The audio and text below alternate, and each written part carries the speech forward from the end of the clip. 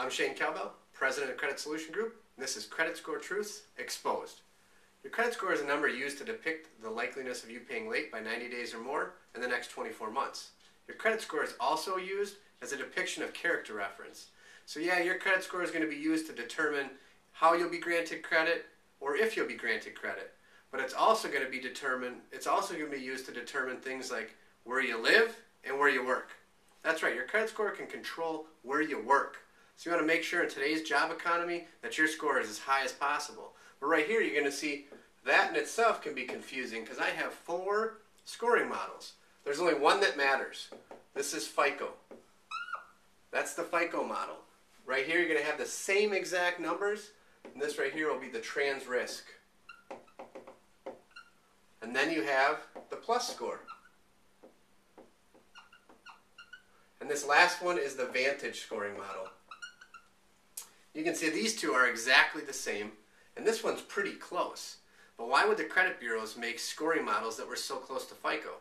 Well, that's to confuse the consumer, because FICO has been cashing in. They've made a lot of money on their credit scores, and they'll continue to make a lot of money on their credit scores because they're used to determine the risk that you are. The higher your score is, the less risk you are to a lender. The lower your score is, the more risk you are to a lender, and in turn the higher you're going to pay in an interest rate. So this one exactly mirrors the FICO, and this one's pretty close, the 330 to 850. This one down here, 501 to 990, nowhere near. Well, this was the credit bureau's attempt. That's TransUnion, Experian, and Equifax. This was their attempt at eliminating FICO. They thought they'd make their own scoring model, and then they would sell that to lenders and the consumers to be able to determine for lenders what kind of a risk you are. Well, obviously FICO has already proven to be pretty accurate for lenders, so they're not going to just let some new guy come in off the block and start to sell them a scoring model that they're not really sure is going to work. So this really has fallen off. The only place to get your credit score is going to be from myfico.com.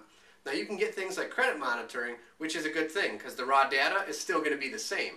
So if somebody had taken out an account in your name, or maybe a lender had accidentally marked you late, you'll be able to keep on top of that information. But they also will pitch or market to you a credit score. Now it may be a credit score, but a trans risk score or a plus score, those are worthless. Those are of no value to you because no lender uses those to determine if they're going to lend you money. So you want to make sure you stay on top of your FICO score. That's the only one that matters. FICO has 2 different scoring models right now that are being used. They have the FICO Classic, which has 10 scorecards, and then there's the FICO Next Generation, or FICO 08. It's 2010 right now, and the FICO 08 is still not widely used. It's used by some industries, but with the mortgage industry, they also use the FICO Classic model, which has 10 scorecards. The 10 scorecards are going to be things like a bankruptcy scorecard, a recent delinquency scorecard, a major delinquency scorecard, which would be like a judgment, public record, tax lien, something like that. And then there's going to be things like an age credit profile, which would be a different scoring model, or maybe a thin credit profile. So those are all going to be different models. The new scoring model, the next generation scoring model, has 16 scorecards, and that's to be able to pinpoint and be even more accurate on the type of risk that you're going to be to a lender. So the next generation 16 scorecards, what they're going to be doing is, one thing is if you pay late and you just accidentally missed one credit card, maybe your credit score went down to a 680. So maybe you'd be a 680 right now. On the next generation scoring model, you may only lose 10 points. Maybe you're still a 720. Whereas if you continue to pay late, maybe right now you're a 600, you may lose 50 points. So you may go down to a 550 on the new scoring model. So you want to make sure that you're on top of your FICO credit score. That's the only one that matters.